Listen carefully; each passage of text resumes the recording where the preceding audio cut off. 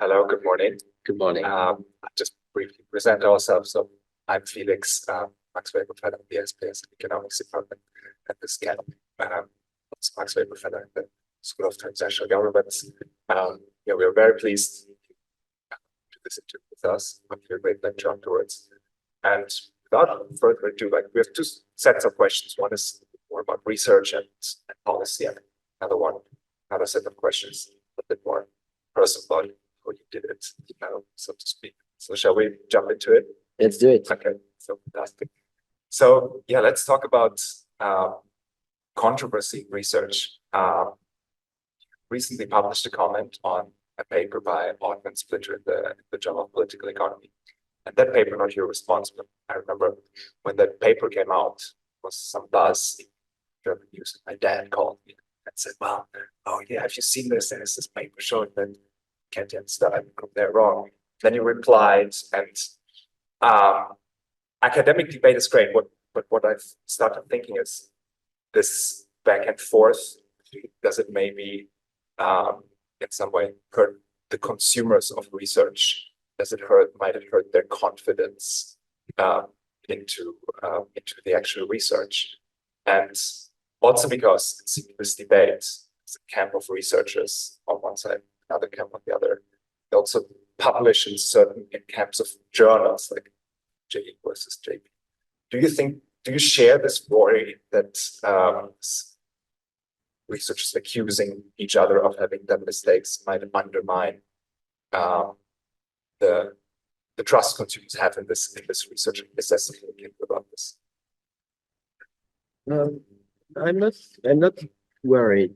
I think there's a positive aspect to this type of debate, which is that I think and I hope it will encourage more people to study the measurement of inequality, which is a very important issue, but one that has been neglected by the field of economics for many decades. Kenneth was the first one in the 1950s to use tax data, national accounts data to study the fraction of income going to top groups, like the top 1%. But essentially, between Kenneth in the 50s and Atkinson, Piketty and Sayers in the late 90s, early 2000, nobody did research in that area. And it's a shame because it's really one of the most important questions in the social sciences. What's the concentration of income, how this evolves over time, how this varies across countries, what are the policies that can affect the distribution of income and wealth. These are questions of public interest, but these are also very important questions for researchers. And so I think that one positive aspect of this type of controversy is I think more people will seriously engage with the literature, try to improve the estimates and, all of this. It's not like you can measure inequality. It's not like it's like physical mass or temperature, like physical constant. There is very imperfect data sources. There are, statistical measurement tools that reflect certain views, certain priorities, certain objectives. And so all of that is a work in progress that needs to be improved collectively. So I think, that's the positive aspect. You might say, well, perhaps there's a negative aspect to it, which is that what if lots of people are convinced that inequality has not increased in the US and that there is no need for any kind of attempt at regulating inequality. To be honest, it's not really like you have two camps. It's more like on the one hand, there's an overwhelming body of evidence that shows that income and wealth inequality has increased dramatically in the US in the 1980s.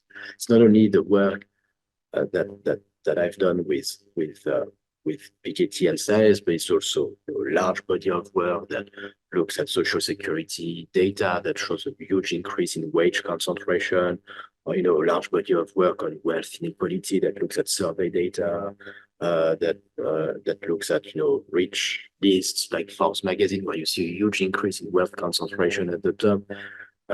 So on the one hand, you have this whole body of work, and then there is just one paper that says, look, if we make extreme assumptions about invisible income and how it's distributed, then we can erase the rise of inequality.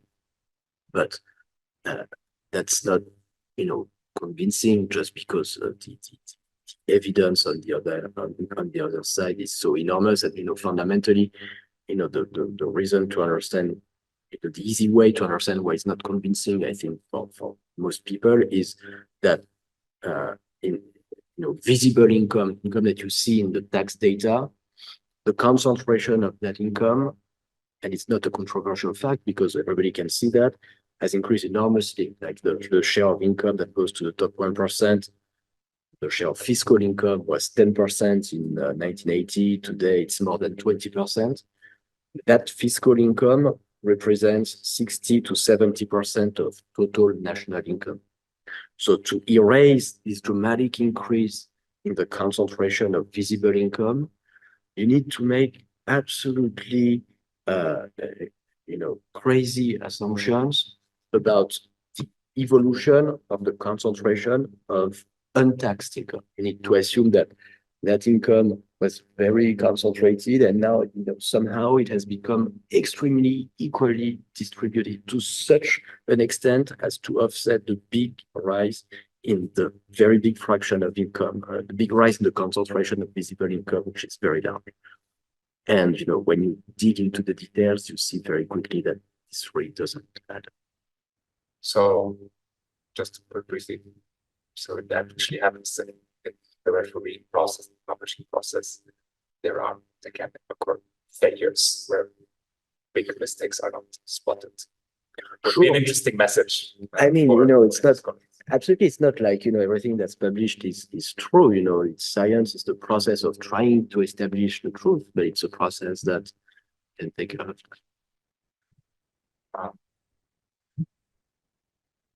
Up to another question that I was really curious about asking you. So, working myself on inequality, I sometimes get this comment of people that say, "Well, yeah, you're sort of implying that inequality is bad, but it also has good sort of certain. It has a good function. For example, you need incentives in society. You need a certain degree of capital concentration, so you can make investments."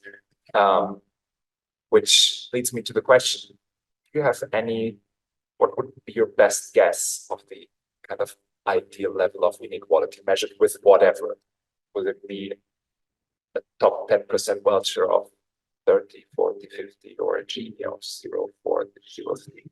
Do you have any thoughts about this? And if not, how would you approach coming to that number?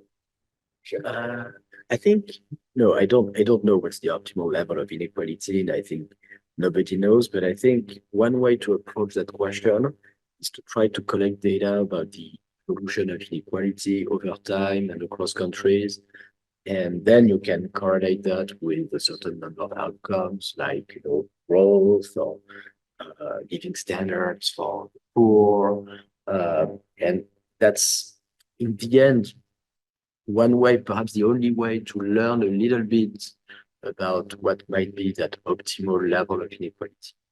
I think everybody agrees that perfect inequality, absolutely identical outcomes for everybody, it's not ideal. It doesn't give incentives to work or to innovate. At the same time, extreme inequality, just one person owning everything and earning all the income in the economy, that cannot be ideal either.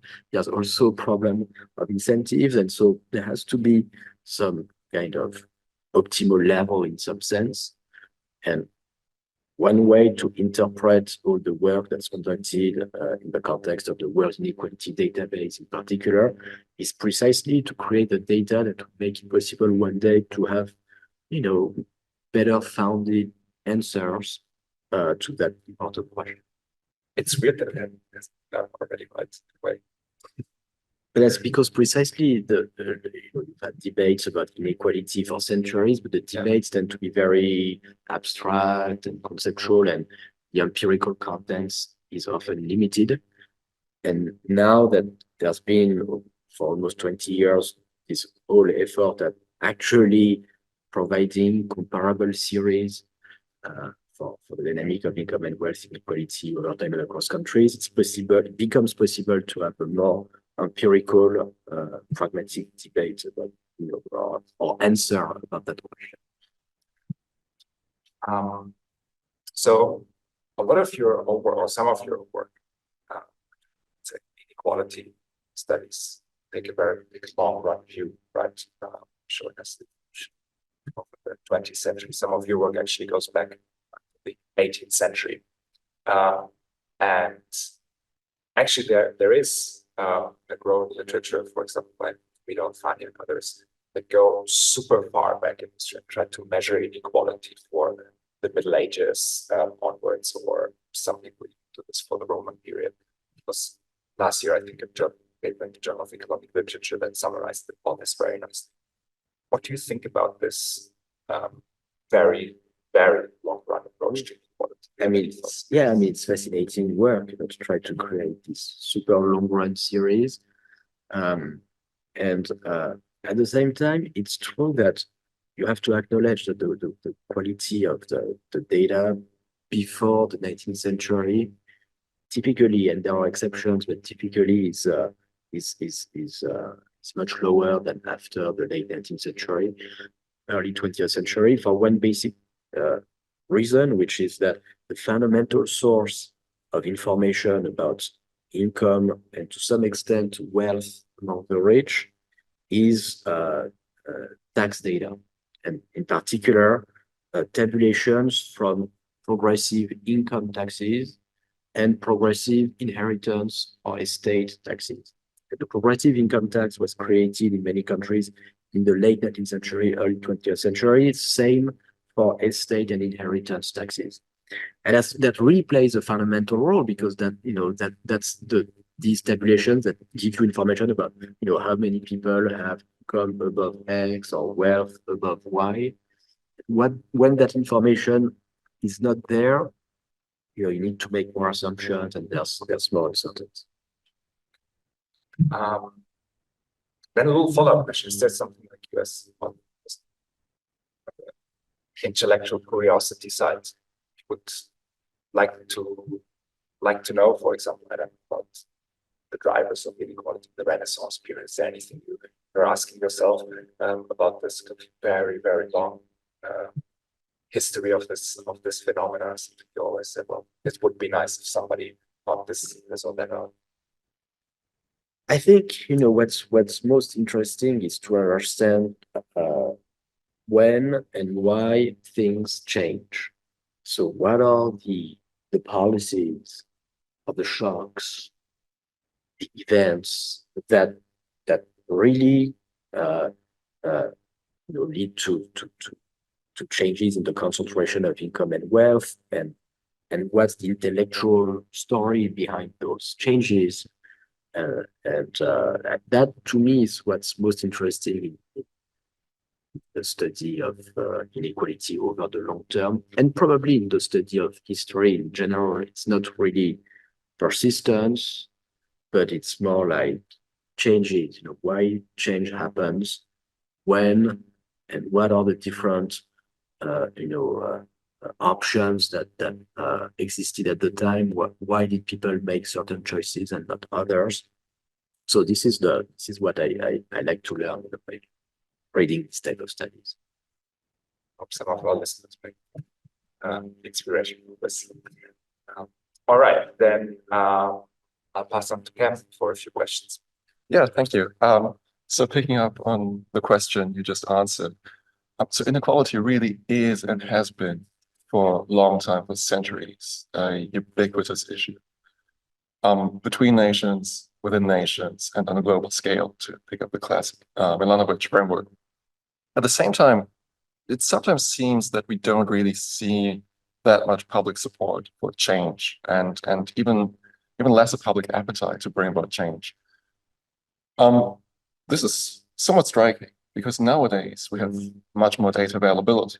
It's much more accessible to ordinary people to understand how inequality changes. Just to name one example, the website you've been working on, realtimeinequality.org, which indicates quickly rising levels of inequality, literally in real time. So why is that we don't see more public engagement for political responses to rising inequality? And connected to that, how can we turn this public discontent, which we have been seeing in Western democracies for at least 10, 15 years now, into support for more constructive policies to tackle this problem? Yeah, no, that's a great question and a very complicated one. And of course, there are different hypotheses. I don't think that there is necessarily one single answer, but there are different hypotheses. So one has to do with the changing structure of the political conflict, and to some extent, the fact that relatively left-wing parties that used to represent the interest of low-income people in a certain number of electoral democracies have increasingly represented the interest of more like highly educated workers, relatively high income to some degree. And so that's an explanation about kind of the political supply of potential responses to the rise of inequality, that essentially no big mainstream party, at least until recently, offered a clearly progressive or distributive platform that could address the rise of inequality. So I think that's perhaps part of the explanation. I don't know. There's another, certainly, I think in my view, perhaps more important explanation, which is that in fact, when you look at opinion polls in many countries, you see a big demand for more tax progressivity, for a more active fight against inequality. But also, many people are genuinely convinced that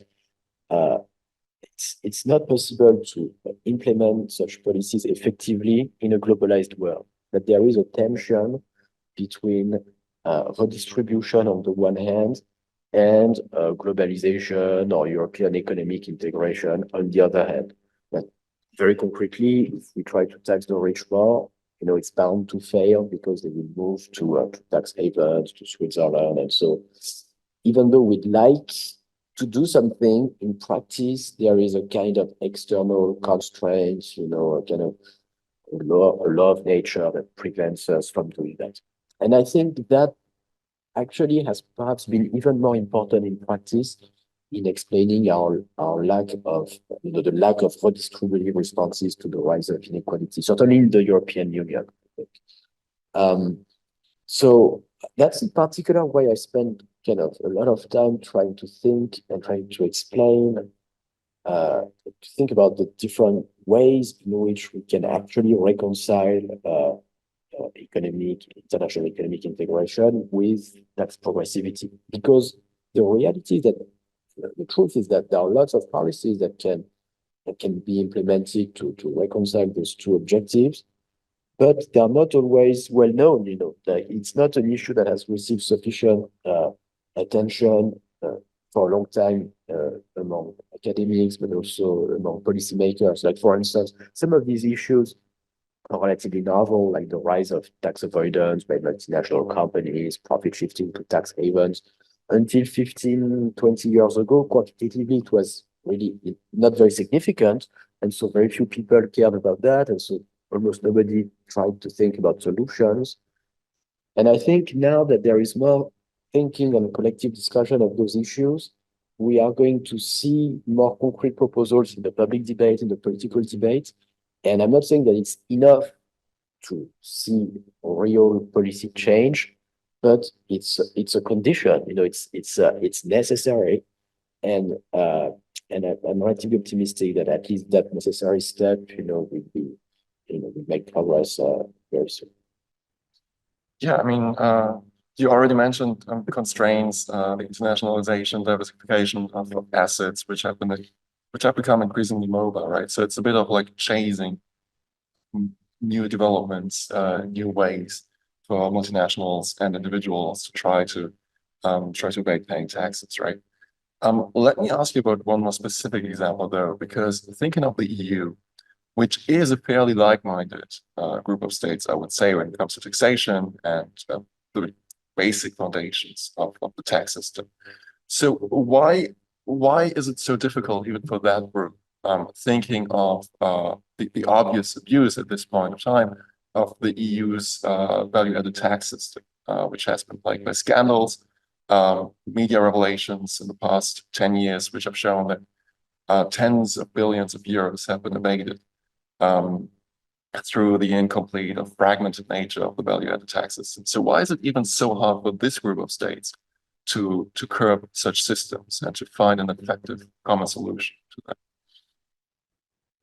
To a large extent, it's because it's very, very hard to have a common tax policy in the European Union, because any common tax policy requires unanimity among the 27 member states. And given there's often divergent interest, it's difficult to reach that unanimity in practice. And what this rule of unanimity has done is that it has essentially carved out tax competition in stone in the European Union. It's what has characterized the tax policy in the European Union is just the race to the bottom with corporate income tax rates. In my view, that's even more important than what has happened with VAT, is the fact that Europe has been leading the way globally towards ever lower corporate income tax rates.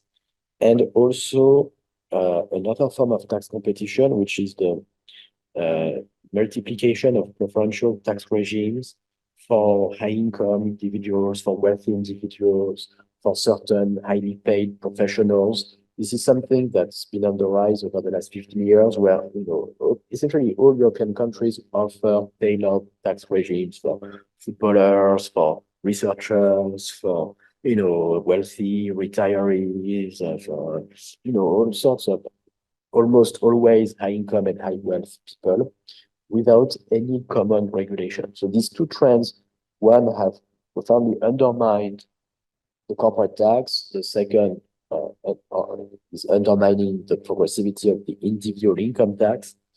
And that's the fundamental issue. And if we want to make progress, we absolutely need to find a way to transition away from unfettered tax competition and towards more coordination and more harmonization within the European Union. Yeah. At the same time, we do see some progress, right? I mean, the political decision for the global minimum tax for multinationals has been really considered such a breakthrough moment where we fundamentally change the way we think about corporation and taxation. You're also very vocal about similar tax on individuals, on billionaires, to be more specific. I'm wondering to what extent any such scheme on a global scale faces challenges when it comes to implementation, because implementing these schemes requires bureaucratic capacity, which some countries do lack. It requires institutional support, which some countries have much less of. And so I was wondering, what do you think about the practical challenges when it comes to implementing these policies? And beyond that, so to what extent can such individual schemes, such as the multinational tax, the billionaire tax, lead the way to creating a global governance framework for taxation? So first, what you've said is really important. It's very important to stress that what has happened with the global minimum tax on multinational companies is a true landmark, because it's the first time that there is an international agreement on a minimum tax rate. We've had tons of international agreements about lots of things, but they were never about tax rates. We even have agreements about taxation, but they were always about second order aspects of tax policy, like how to define profit, how to define income. In 2021, for the first time, more than 140 countries agreed to put a floor to how low tax rates can go, and said, look, from the profits of multinational companies, they should pay at least 15%. So I think in the grand scheme of things, in particular in the history of the regulation of globalization, this is a turning point. But it's also the very, very first step, and it's also very limited and unsatisfactory in many ways. First, the tax rate, 15%, is really very low, especially when you compare it to the tax rates of small and medium-sized companies, or more broadly to the tax rates that the different economic actors pay. In countries like Italy, in the European Union, we live in relatively high tax countries where all social groups pay 30, 40, 50, sometimes more than 50% of their income in taxes. And the notion that the most powerful economic actors, multinational companies, should be legally allowed to pay 15% is just very hard to understand. There are also more technical issues in the deal that are actually going to weaken the effective tax rate, so that in practice it will be less than 15%. It will be closer to, we don't know yet, but perhaps 10%. So that's another issue. The fundamental problem is not so much the problem of such taxes being hard to implement, or lack of capacity, because we have a long experience with the taxation of corporate profits. The fundamental problem is that if you, it's more like it's the process by which we arrive at such agreements. That is, if we make consensus or quasi-consensus a precondition for any agreement, then it de facto gives a veto power to tax havens and to the territories that have a vested interest in the status quo.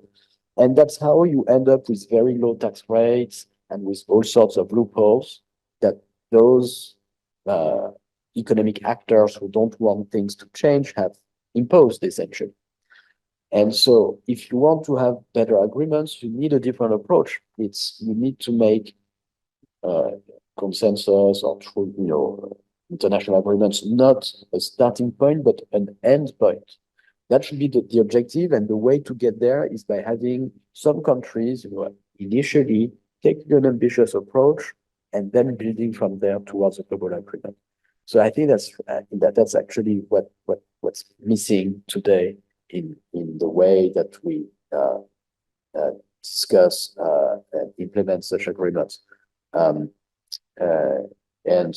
think in the ongoing burgeoning discussions about a coordinated minimum tax on the super rich, it will be important not to replicate the mistake of what was done with multinationals. We should try to replicate the success, which is having a minimum rate. That's a real success.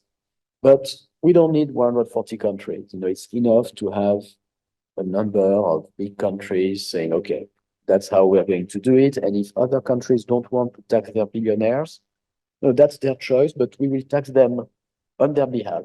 There are actually provisions like that in the minimum tax of multinational firms, where the countries that are part of the agreement have the right to overtax the multinational companies of non-participating countries to ensure that they also face a minimum tax rate of 50%. And that approach is actually very important. It's actually the most important innovation in the global minimum tax of multinational firms. And we should try to replicate that to minimum taxation of the super rich, to other issues, to carbon taxation, for instance. The key idea is we don't need all countries to agree, just a core set of countries need to agree, and then to play the role of tax collector of last resort. If other countries don't want to tax carbon, don't want to tax the rich, that's their choice, but we will do that on their behalf. Yeah, very interesting. Seems like it's an approach from the bottom, right? You build up from the bottom up. Exactly. Yeah. Okay. Let me maybe connected to this, ask you a question about your personal role in policy advocacy. So 3 years ago, you became the founding director of the EU Tax Observatory. And I think it would be interesting to know for us what your role was in the creation of that observatory. especially at a fairly young age, if I may say that.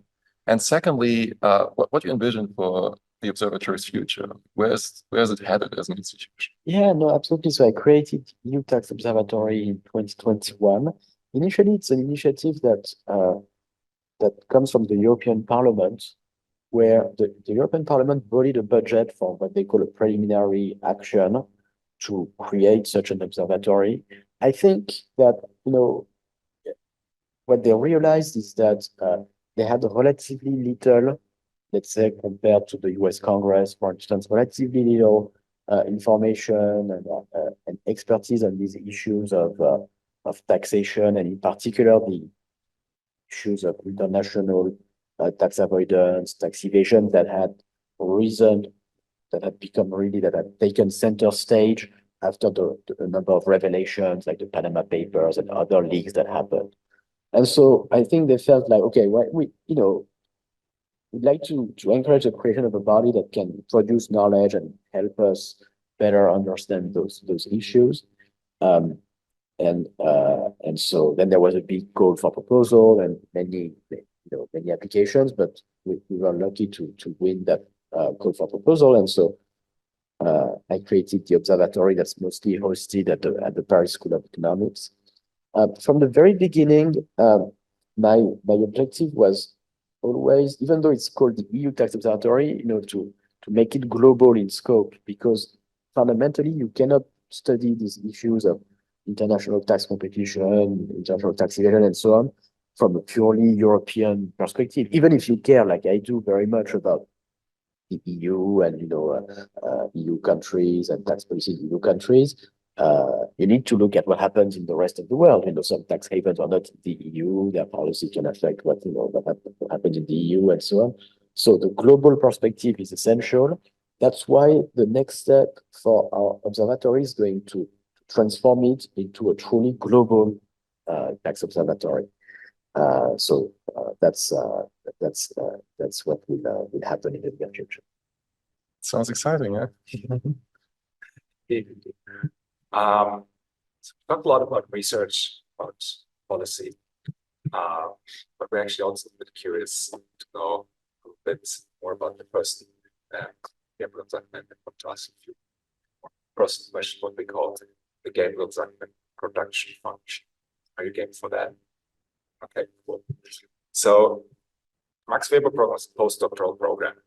And I think what many young scholars experience is that after they got their PhDs, published a few papers, they have a bit of a motivational dip after those major achievements. They lose energy, curiosity. And I guess this is something that comes back over an academic career. If you get tenure or the John Bates Clark Medal, major achievements. Did you ever experience such dips in your motivation? How did you manage to overcome them and get your curiosity back? Do you have any tips for us? Well, no, look, what I would say is that I think a quite positive trend in the way that we do economics is that this has become more of a collective undertaking, more of a teamwork. And 30 years ago, most research was just people deriving abstract mathematical results by solving models on their own equations, and that can feel and it's useful and important, but that also can feel a bit solitary. And nowadays, research is increasingly done in teams, in part because the work is more empirical and so requires more resources to analyze administrative data, tax data, or to create big global databases. And I think it addresses partly your question, because there is motivation to be found in that team work. And so yeah, for me that has played the collective nature of the work, talking to different people with their excitement and their ideas, and that that has played a really important role. And because I think it's a positive trend for the profession, I think it's good to encourage more of that collaborative work. Sometimes a kind of sometimes negative aspect to academia is the kind of, cutthroat, competitive aspect that to it that sometimes exists. Yeah. But I think it's important to countervail that with the more collaborative aspect, teamwork, which it's just, not only more satisfactory on a day-to-day basis, but also is in fact often more conducive of real scientific progress. And is for you doing policy work a similar countervailing force, let's say, as opposed to doing just research? Is that a different thing that gives you motivation? Yeah, I mean, for me, there are several traditions in the social sciences and different answers to the question of why we do economics or why do we study society. But for me, I kind of come from a tradition where the goal is an important goal of doing research, of studying society, of doing economics, is to try to contribute to improving public policy, try to contribute at a very modest level. But it's not like, I'm not interested in studying the economy just because it would exist, like stars in the sky, but more because, yeah, if we understand things better, then we can help, improve living conditions for people, the way that we organize society. And so doing kind of engaging with policymakers to, if you subscribe to that view and if you're part of that tradition, and again, I emphasize that there are other perfectly valid, intellectual traditions that don't view things that way, but if you view things like that, engaging with policymakers is part of the job. It's just a natural continuation of the academic work. And so that's why I've been doing it, and in fact, from the very beginning, my PhD dissertation was mostly about the wealth in tax havens, and then I wrote a short book at the end of the PhD to first explain the findings and second explain what type of policies could be implemented to remedy the issues that I had identified. And some of those actually now are realities. So, for instance, a big proposal was to create an automatic exchange of bank information between countries. And since 2018, that's very much a reality globally. And that gives back energy. Oh, Great story, I imagine. So can we discuss a little bit about what would be the answer to the next question, probably? But we would be curious to know, as a young scholar, do you have any role model that you look up to? And if yes, for what? Things? I think in my kind of formative years, I was influenced and impressed by a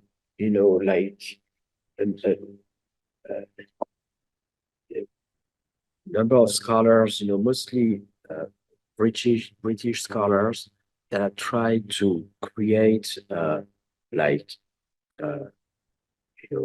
better measurement systems for the aggregate amount of income, or distribution of income, or wealth.